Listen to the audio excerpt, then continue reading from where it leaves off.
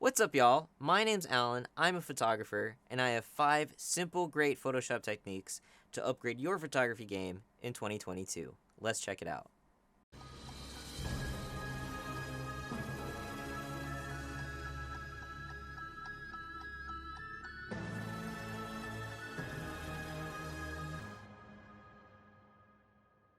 Alrighty, guys, so before we begin, let me preface that all the techniques that we're about to do are being performed in Photoshop.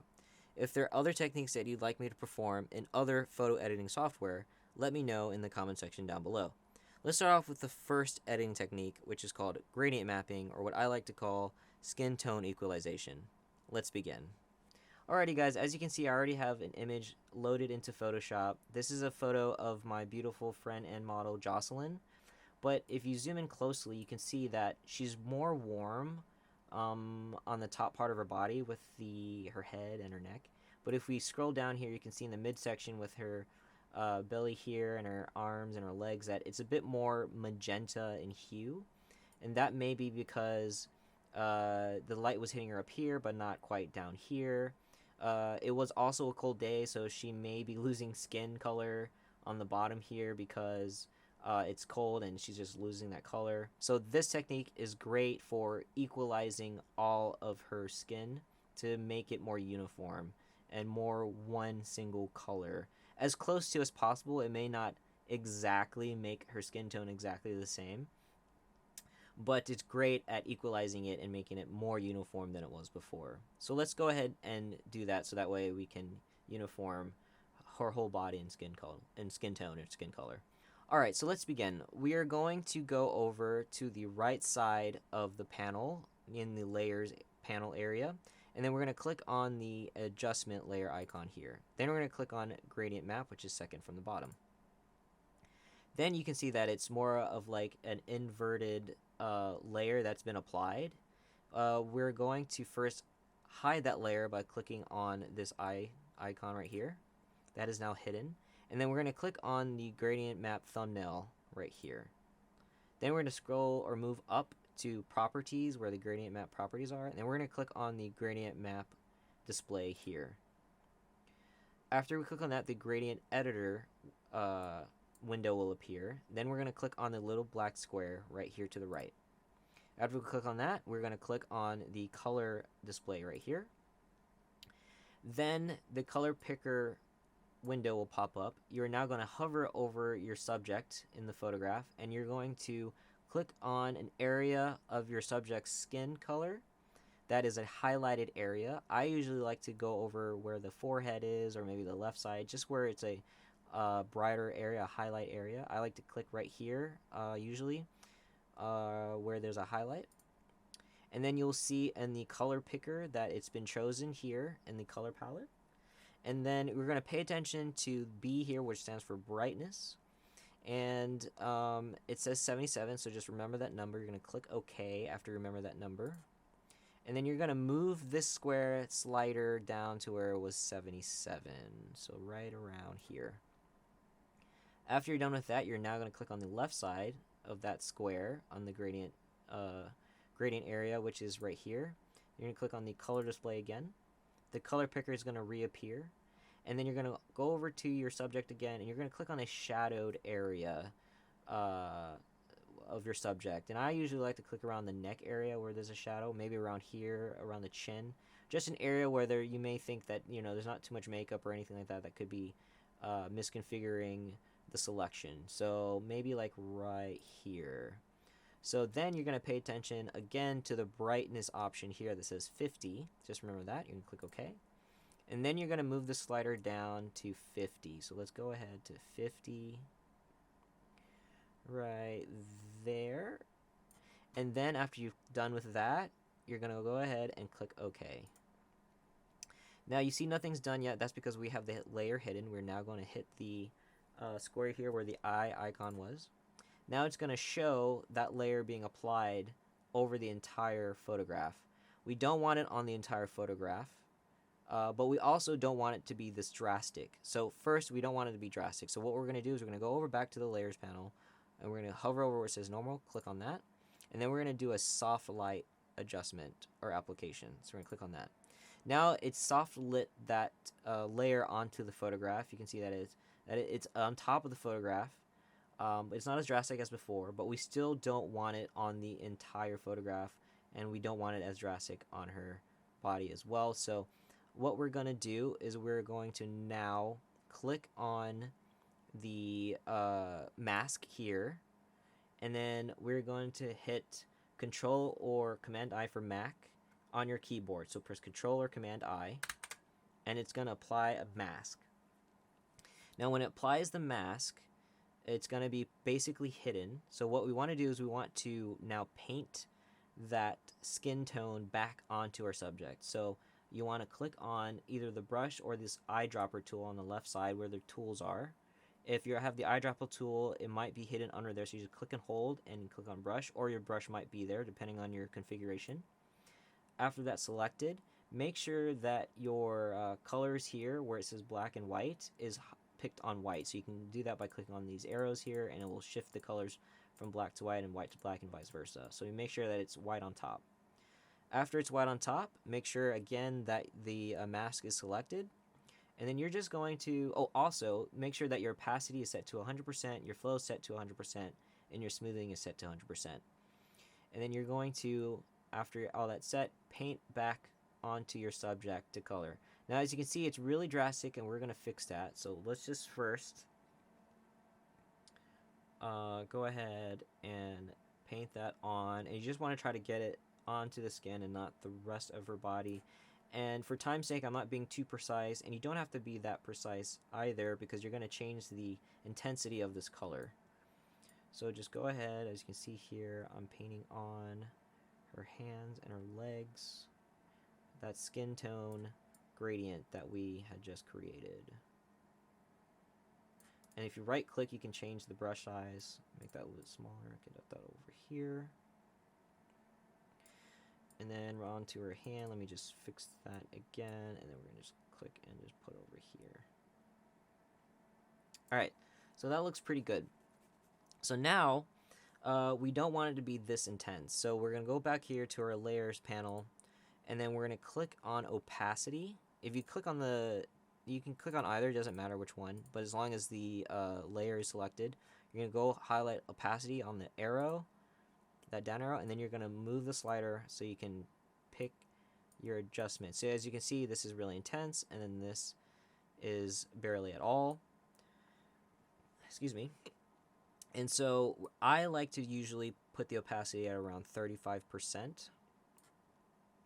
And if we turn the layer on and off, you can see that it's applied that gradient on her entire body, and it's equalized the tones. You can look at the bottom here and see that it's gone from less of a magenta to more of a warm skin tone color, and then to the rest of her body. So like I said, maybe like 35, like I said. Let's do 30%, maybe that's a little bit better.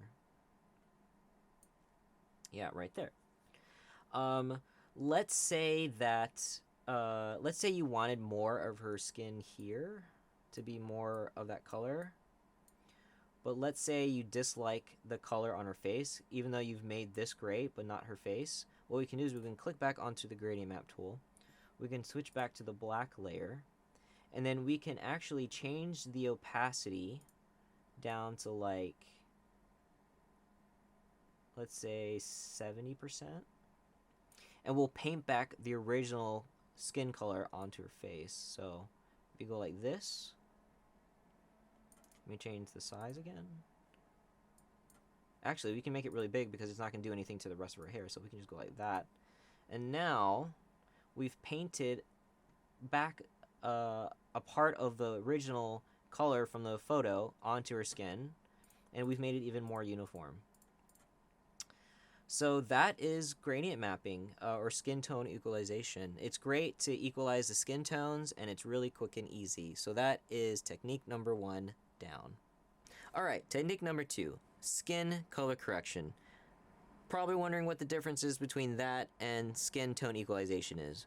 Well, you might have already guessed it, but skin tone equalization is overall uniformity with the entire subject's color in their skin tone, while color correction is fixing really extreme variations of skin differences on certain parts of the subject's body. Let's go ahead and show you an example. As you can see here, I have a different photograph of my friend slash model slash photographer Taylor. If we scroll in, you can actually see closely the color tone of her face and then the color tone of her hands. You can see that the color tones of her hands are really red, and that's because it was so cold that she was starting to get really, she was starting to get red color in her hands. And I don't find this pleasing at all. So what we're going to do for technique number 2 is completely correct the red tone in her hands to match the color tones of her face. And the way we're going to do that is step 1, we're going to go down to the layers panel, right over here to the bottom right again. And we're going to click on the adjustment layer icon again over here. And then we're going to click on hue and saturation. Now when we click on hue and saturation, we'll go up to the properties tab up here at the top, and then we're going to go ahead and click on master over here, hover over master, click on it, and we're going to go to the reds. Now when we go to the reds, we're going to go ahead and make an extreme saturation slide to the right here to make everything more red. Wherever the red is going to be more red. Then we're going to go to the color gradient here, and we're going to go click on the right section here, that right little tab towards the yellow. We're going to click on it, hold, and we're going to bring that to the left, so that way we're only isolating the reds, the deep reds, for instance her hands. So let's go like right here, and then we're going to go to the left tab here near the magentas, and we're going to bring that in so that way we further do some adjustments to only make sure we just get those reds there. Now we don't want to go too far, we'll completely remove all the reds, and we don't want to do that. So now, if you go back to the tab up here, on saturation, we're going to bring that slider all the way to the left, and then you'll start to see her hands get less red. That's because we're removing the reds out of those hands, but as a result, we're also removing the reds from the rest of her body, as well as the rest of the photo. So we just want to find a nice section here where we're removing most of those reds, so probably like right here. Alright, so now you can see that the reds, the majority of those reds are gone here, and it's also been removed from her lips. What we also want to do is change the hue, so that way we equal more of that face. So we're just going to go to the right here, like maybe like right there. Alright, and then we can also change the lightness, so maybe like right there. So we basically have most of what we want with the reds being removed out of her hands, but we want to correct and fix the removal of the reds from the rest of the photo, as well as her lips and her face. So what we're going to do is we're going to go down back to the layers panel here on the bottom, and then we are going to create a mask. We're going to click here again, and then we're going to press Control or Command I to make a mask. So now it basically reverted all the adjustments that we made. And then we're going to go to the left, and we're going to select white in our black and white panel here. And then we're going to click on the brush tool. And then we want to make sure that our opacity is set to 100, our flow is set to 100, and our smoothing set to 10. And then we're going to go back and paint in that color correction into her hands. So let's go ahead and just be a little bit more precise and make that brush a little bit more fine-tuned for the hands here. And then we're just going to go back here, and we're just going to paint those reds back out, right? And then to be a little bit more precise, we're going to go back to the hue saturation layer, click on the saturation selection icon here, and then we're going to go back to reds, and then we're just going to fine-tune the settings here to that way make the hands a little bit more closer in color to her face. There we go. And then we can also fine-tune this as well, so maybe like right there. Okay, cool. So we removed some more of those reds. Are bringing this tab more to the right. And let's go back up here and just get a little bit more fine adjustments right there. a little bit of red there, and then right there. All right, so already, as you can see, if I zoom back out, you can see that the color of her hands are now closer in color to her face. If I hit the eye icon here to hide the layer, you can see the before and after of the hands color going from red to more of her facial skin tone. We can further make her hands closely resemble the skin tone of her face by going back down here, clicking on the adjustment layer, and then now going to color balance. And then we can right click color balance, and we can click on create clipping mask. So that way, whatever we adjust in this layer will only affect the hue saturation layer that we created.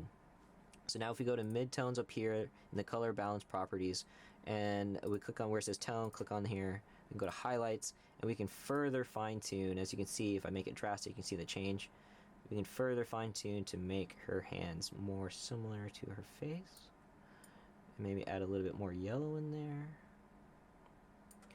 And then if we go to the shadows, we can do the same thing.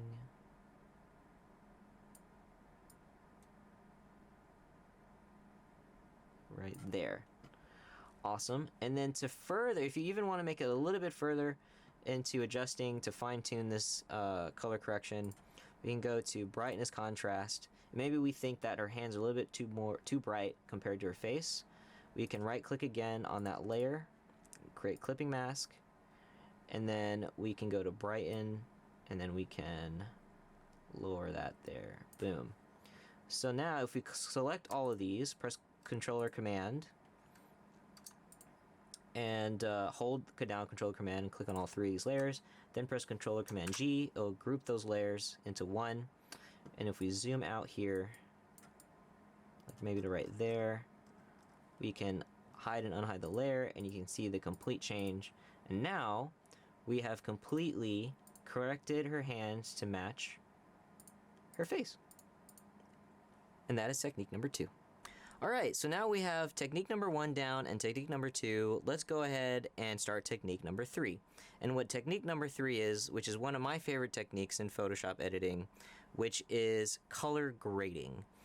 Color grading is great because in many situations like movies or many other creative content like video, color grading is great to set the mood of your photograph.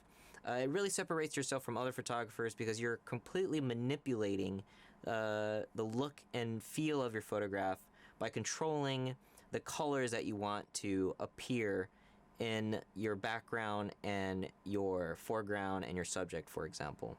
So let's go ahead and show you how to do that in Photoshop. Alright, so we are back in Photoshop, and we have gone back to the first image with Jocelyn, and we're going to go ahead and correct or color grade the background as well as the foreground with the subject Jocelyn here. We have the previous layer when we were doing the skin tone equalization, and we're going to create a combined new layer by pressing on PC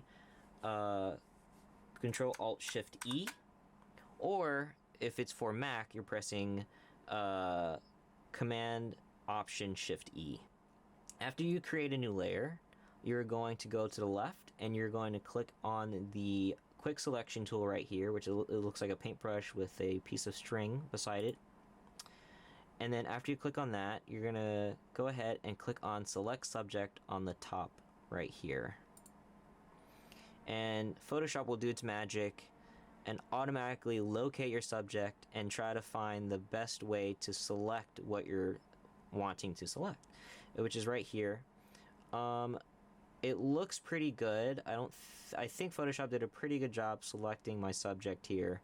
And we can fine tune that by going up to the top here and clicking on Select and Mask. And it's going to do exactly what it says, which is Select and Mask. And for me, I have it set up so that way it highlights everything that's not selected in red. And to make sure that you do have that selected, on the top right here where it says view mode, make sure that your view is select to overlay, so that way it shows what's ever not highlighted to be showcased in red. And then if you can actually change the color if you want, I just have mine to red because it's easier to see. And you can change the options here. For instance, if I did see feathers at 19.8, if I went all the way to the left, you'll see that it's going to change the feathering and like make it so that way the edges aren't as smooth when doing a selection. And I don't like that. I like it to be smooth. As you can see, it's rigid right here. So if I go back to that 19.8, oh, where was it? Like 14. Yeah, 19.8. You'll see the change here, and it's, see how it's smoothing. It's smoothing out the selection here. So let's go ahead and actually unfeather it just a little bit more, maybe like 11. And then there we go. I think that's pretty good so far. You just want to get to a point where when you're done, you're not going to be really able to tell that it's done any masking. And so I find that alright. So I'm going to go ahead and click OK. And then after it's selected, you see here in the mask that whatever is in white is what has been selected, and whatever is in black has not been selected. But what we want to do after that is we want to make sure that's selected. Then we want to press Control or Command I to invert that mask selection, because we now want the background to be selected and the subject to not be selected, and that's how you know that it has changed. So now let's go ahead and do the color correction. What we're going to do next is we're going to click back down here in the adjustment layer icon, and then we're going to click on color balance. And then what we're going to do is we're going to right click color balance, and we're going to do create clipping mask. Now if we go up here to the properties panel for the color balance, let's go start with shadows. If we make adjustments, you can see that I can now manipulate the colors of the background, and the foreground is not changing. And what I like to do to make this adjustment is just to, you know, find a nice complementary color setup to that way make the photo feel or look the way I want it to look. So I believe when you're looking at the color wheel for complementary colors, orange and blue complement each other. So let's go ahead and make the background more bluish in color. So let's go left here and right there, and then right here, there, right? So that's the shadows. And I'm just doing this for time's sake. I'm not trying to be too precise. We're going to go to midtones now by clicking on the tone option and then clicking on midtones, and we're just going to further adjust. So let's go like there, add a little bit more magenta and a little bit more blue there, and we're going to go to highlights, and we'll just do the same thing. We can go to blue here, magenta, and then right there. So now if we go back here to our color balance and we click on the eyedrop tool, or the eyedrop tool, I'm sorry, we click on the eye icon here for the hide and unhide layer, you can see the adjustment. We've now converted that sort of green yellowish color in the background to a more cooler bluish tone, and I quite like the way that looks. Now if we want to further color grade, what we can do is now click on the mask layer that we created. We can click and hold it, and if we drag it to this plus icon here at the bottom, you'll make a copy of the layer. You can see that it created a second layer copy here, and it's converted and changed our photo here. That's because we have our organization off now, but we're going to bring this back up. We're going to bring this layer 2 copy up to the top here, drag and hold and bring it, and you'll see the blue line. And then because we made a copy, it removed our clipping mask, so we're going to right click and we're going to click on create clipping mask again. And then we're going to go up here, click in that layer. Make sure that you click into the white box here, the mask, Command I, and it's gonna make the selection back to our subject. And then what we're gonna do is go back down here, click on the layer adjustment icon, and create another color balance layer. And now go up here to properties, shadows again, and we can change. Oops, I forgot. Make sure that you right click and create clipping mask. Back to shadows. And now you can change the color of our subject. So we made the background blue, and now we want to make the foreground a little bit more reddish in tone. So we can go right here. And then a little bit magenta and a little bit yellow. Actually, let's go, yeah, like a little bit there, like a -1. Midtones, we can further a little bit of red, a little bit more magenta, and a little bit more yellow, just a little bit. Highlights, just a little bit more red. And I'm not making super drastic changes, just enough to make a little bit more of a punch. +1. And I'm actually, instead of making it more yellow here, I'm going to go to the blue side. Like maybe like right there. Alright, so we have those changes. If we hit Control and hold it down, go back to our Layers panel, and then select all of our color adjustment layers here. Then we press Control or Command G to group those layers. And then we hide and unhide, we can see the changes. And we just converted everything from being more of a yellow tone to a more cooler tone, with our subject being more of a warmer tone. And we have color graded our image. Now, you could go another step further by color grading a lot of different things. You could choose the reds here and color grade it.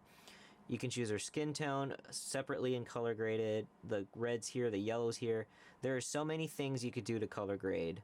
All you'd have to do is either create a new mask, or you create a new selection and just rinse and repeat the steps that I did here, and then you will fully color grade your image.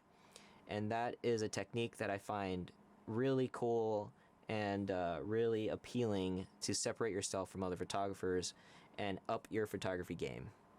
Alright guys, so we are 3 techniques down, and let's go ahead and move on to our 4th technique, which is high pass definition. This is a technique that a lot of prestigious and professional photographers use to give their images a bit of a nice high definition punch that doesn't look too over the top or unnatural. So let's go ahead, go back into Photoshop and show you an example and the steps to make and take in order to create this high pass definition. So now we are back again in Photoshop. We have our lovely photograph with Jocelyn here, and we're just going to continue on from the last technique that we did. And the first thing that we're going to do is we're going to make sure that we click on our last layer here, and then we're going to create a brand new layer with everything combined. And on the keyboard, it's going to be for PC, Control-Alt-Shift-E. And then for Mac, it's going to be Option-Command-Shift-E. So after create a new layer that's combined and merged with all the other layers, we're going to go up to the top. We're going to hit Filter up the top of the window for Photoshop. We're going to scroll down to Other, and then we're going to hit High Pass. And then you're going to see it's going to have this funky little layer on top of our overall image. And then here in the High Pass, if we move the image, we can actually zoom out a little bit. And we want to see the face. And to figure out where you want to go when selecting a radius, you just want to find a nice sweet spot between something that highlights the definition of our subject's facial features, between that and like way over the top, almost HDR look. So what I like to do is find the middle. So like if this is really definition and this is way over the top, Then I like to find somewhere in the middle, like maybe right there, so about 31.8 pixels. Then we hit OK. Then we're going to go down to the bottom in our layers panel, and what we're going to do is we're going to click on this normal addition here option, and we're going to go back down to soft light.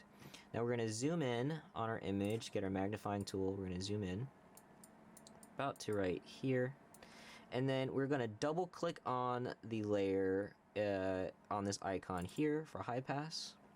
When you double click, give it a couple seconds, and it should bring up a window here. And what we're going to do is we want to sort of precision tune the look of this high pass definition. So you want to go to the gradient here, and on the right tab on the top gradient bar, you're going to hit Alt or Option, and you're going to move this slider here. So about, I like to go like right over here, and then this one here, bring that to the right. And you're basically, you can see, if you look at the left, you can see it change, and you're basically bringing back the layer on the bottom to equalize the look between the original and the high pass definition. So let's go like right here. And I should have done the left first, but I did the right because I've been doing this for so long, I just know where to click. But it's always easier to go left and bring to the right first, and then go right and bring to the left. So let's do it for the bottom. We're gonna hold. I'm gonna let go Alt. I'm gonna press down on Alt again. Click on the right side of this tab. You'll see it separate, and you're just gonna bring it sort of similar to where the top tabs are. So right here, and bring it left here. And so you found a middle ground between the original look and the high pass definition look. And after you do this for a while, you'll start to realize the exact look that you're going for, and you get into the habit of knowing exactly what your images look like and how similar they'll be to the last image that you did this effect on. So play around with it, and the more you do, the more you'll get a comfortable feel with using this technique. So after you're done with this, you're going to click OK, and if we look at it, you're going to click on the hide layer, and you can see that it's sort of given this high definition, almost sharpened look, without degrading the image itself. And if you zoom back out, you can click it again, and you can just see it's most of the image was blurry, and then if you click on it, it's sharpened and just made everything more poppy and high definition, which is what we want. And you can even adjust this further by lessening it with the opacity bar here. You can actually remove it completely, or you can bring it all the way back up, and it's, you know, doing more high definition. Or you can even duplicate this layer by bringing it down here, and then it's done it even more. So you can go crazy with it if you want. That's a little too much for my liking. You can start to see it's a little weird. So I'll shift and just select all these and just throw them away, bring it back, and now we have our high definition, or our high pass definition layer. And it just gives your photo an overall punch to the image. If you want to be a little bit more selective with this, let's say you just want her face to be high pass definition and not the rest of the photo, what you can do is you can click on this masking layer mask here in the layers panel. Just click it. It's going to create a little mask selection here, and then you can press Control or Command I to completely mask that layer, and then you can click on your brush tool like we've done before in the previous techniques. Make sure that white is selected here, and then just fix your brush. Make sure the opacity flows at 100 and smoothing's at 10%, and then you can actually paint in that definition. And this is a great way to just make her skin and her, you know, just the subject itself pop from the rest of the photo. And so if I zoom out just a little bit and I hide and unhide the layer, you can see that only her face is affected by that high pass definition. And that is high pass definition for technique number 4. Alright guys, so we just got done with our 4 techniques. Let's go ahead and move to our last and final technique, which is camera, raw, sharpen, and noise. It's very simple. It's something that will separate yourself, especially when you're posting on social media your images, to make them feel a little bit more poppy and a little bit more stand-outish, so to speak, with all the other images that you see being posted on social media. So let's go ahead and show you what that looks like. Alright, so back to our photo again with Jocelyn. We have here in our layers panel the previous layers that we've created. We're going to go ahead and again create a new merge layer by pressing Control Shift Alt E or Command Option Shift E, and it, as you can see here, it creates a new layer of all of our merged layers. And then we're going to go up to the top here in Filter, and then we're going to go and click on Camera Raw Filter. So if I bring this in here, you'll see that the Camera Raw window has popped up, and this looks familiar. This is something that you would see in Lightroom and whatnot.